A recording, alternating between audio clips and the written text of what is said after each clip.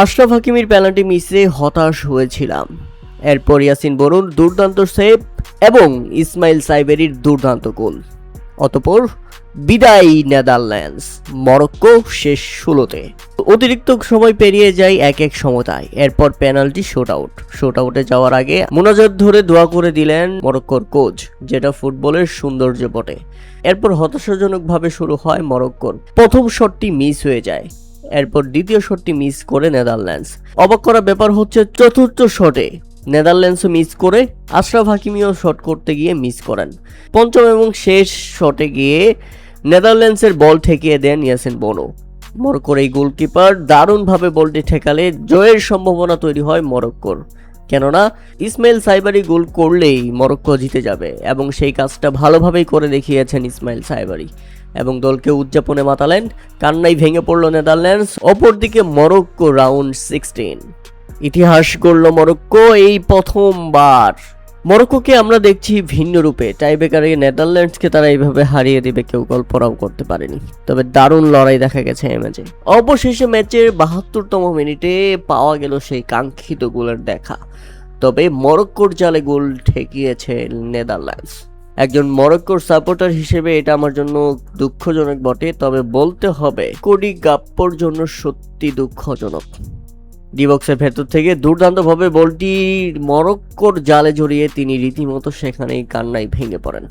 অবশ্য তার এইভাবে কান্নায় ভেঙে পড়ার কারণও আছে। পুরো দল, পুরো টিম, পুরো সতীর্থ গোষ্ঠী এসে তাকে সান্ত্বনা দিচ্ছিল। কারণ একটাই, এই ম্যাচে নামার আগে তিনি তার অনাগত সন্তান হারিয়েছেন।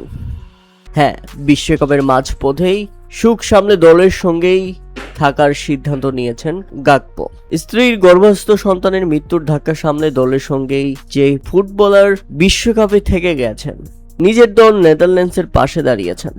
ব্যক্তিগত ক্ষতির চেয়ে দলের স্বার্থেই গুরুত্ব দিয়েছেন লিভারপুলের এই উইনার। সতীর্থদের সঙ্গেই সুখ সামলেছেন, সেটা দেখা গেল ম্যাচেও। গোল করার পর তিনি যেভাবে কান্নায় ভেঙে পড়েছেন, সতীর্থরা এসে তাকে যেভাবে সান্ত্বনা দিয়েছে, তাতে বোঝাই গেল সতীর্থরা তাকে যথেষ্ট সান্ত্বনা দিচ্ছে ম্যাচের বাইরেও।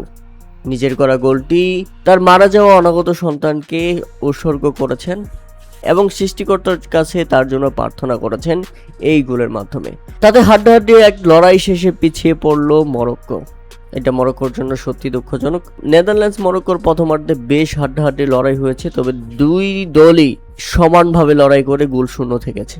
তবে দ্বিতীয়ার্ধের 72তম মিনিটে মরক্কোর জালে বল জড়িয়ে মরক্কোকে স্তব্ধ করে দিয়েছে কোডি গাপ্পো। তবে গল্প এখানেই শেষ নয়। এরপর অবিশ্বাস্যভাবে কামব্যাক করেছে মরক্কো। হ্যাঁ, ম্যাচের 72তম মিনিটে গোল হজম করা মরক্কো ম্যাচের 91তম মিনিটে গোল করে সমতায় ফিরেছে। একটা সময়ের জন্য মনে হচ্ছিল মরক্কো মনে হয় শেষ, কিন্তু না, তারা ফিরেছে। মরক্কো এখনো আছে, মরক্কো ফুরিয়ে যায়নি। দুর্দান্ত এক হেডে গোলটি করেছেন ইসা ডিপো, আর তার করা গোলেই সমতায় ফেরে মরক্কো ম্যাচের একদম অন্তিম মুহূর্তে। মরক্কোর এই কামব্যাকটা দরকার ছিল এবং মরক্কো দেখিয়েছে তারা সারা ম্যাচে যে ভালো ফুটবল খেলেছে সেটার ফল তারা শেষ পর্যন্ত এসে পেয়ে গেছে। রীতিমতো বিধ্বস্ত হয়ে গেছে নেদারল্যান্ডস, তাদের চোখে মুখে আক্ষেপের ছাপ। অপরদিকে মরক্কো যেন ফিরেছে এবং দারুণ উদযাপন।